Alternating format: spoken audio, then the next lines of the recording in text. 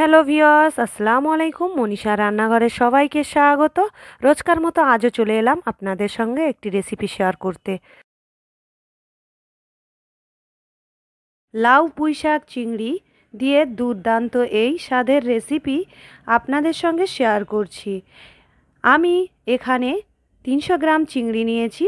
চিংড়িগুলো ভালো করে কেটে নিয়েছি। আর এখানে পুঁইশাকগুলো আমি কেটে নিয়েছি, কুমড়ো কেটে নিয়েছি আর আলু 1 পিস দিয়েছি।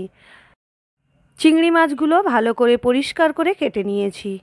এখন একটি কড়াতে তেল দেব।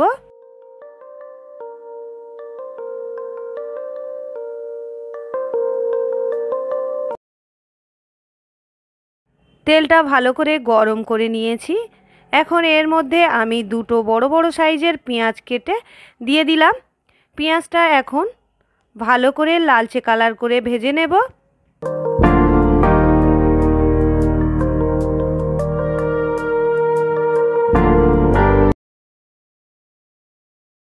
পেঁয়াজটা ভাজার সময় এখানে আমি কিছু মশলা যোগ করে দিচ্ছি।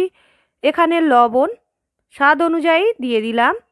আর এখানে দিয়ে দেব লঙ্কার গুঁড়ো 1 চামচ আর হলুদের গুঁড়ো 1 চামচ দিয়ে এটা ভালো করে আমি কষিয়ে নেব। মশলাটা ভালো করে কষিয়ে নিয়ে এর মধ্যে দিয়ে দেব আদা রসুন একসঙ্গে বেটে রেখেছিলাম। আদা রসুনের পেস্ট এখানে দিয়ে দিলাম। এরপরে এটা ভালো করে আমি এখন কষিয়ে নেব। সব মশলা একসঙ্গে সুন্দরভাবে কষিয়ে নিয়েছি। মশলা থেকে তেল ছাড়তে শুরু করেছে। এখানে আমি কেটে রাখা চিংড়ি মাছগুলো দিয়ে দিলাম। দিয়ে ভালো করে একটু কষিয়ে নিয়ে এর মধ্যে আমি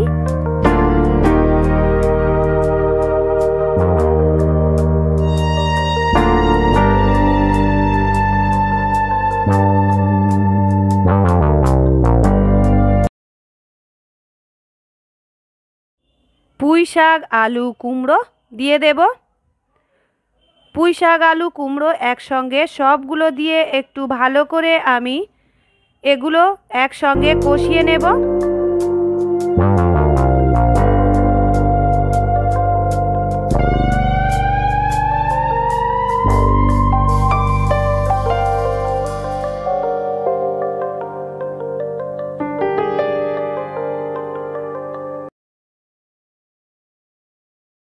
আলু পুঁই শাকগুলো একটু সময় নিয়ে কষিয়ে সিদ্ধ মতো করে নিয়েছি। এখন এর মধ্যে পরিমাণ মতো আমি পানি দিয়ে দেব।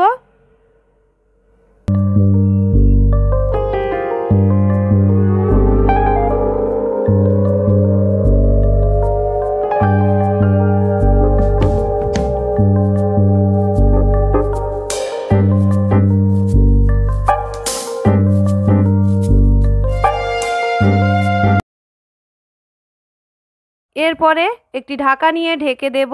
10 মিনিটের মতো রান্না করব। 10 মিনিট পরে ফিরে এলাম। একদম রেডি হয়ে গেছে খাওয়ার জন্য লাউ চিংড়ি রেসিপি। আপনাদের যদি ভালো লাগে অবশ্যই একটি লাইক কমেন্ট শেয়ার করবেন আর সাবস্ক্রাইব করে দেবেন, অল নোটিফিকেশান অন করে দেবেন। আর আরও সুন্দর সুন্দর রেসিপি আমার চ্যানেলেতে আপলোড আছে, আপনারা দেখতে পারেন। আর ভালো লাগলে আপনার বন্ধুবান্ধবের সঙ্গে শেয়ার করতে পারেন। তাহলে বন্ধুরা আজকের এখানেই শেষ করছি। পরের ভিডিওতে দেখা হচ্ছে। আল্লাহ হাফেজ।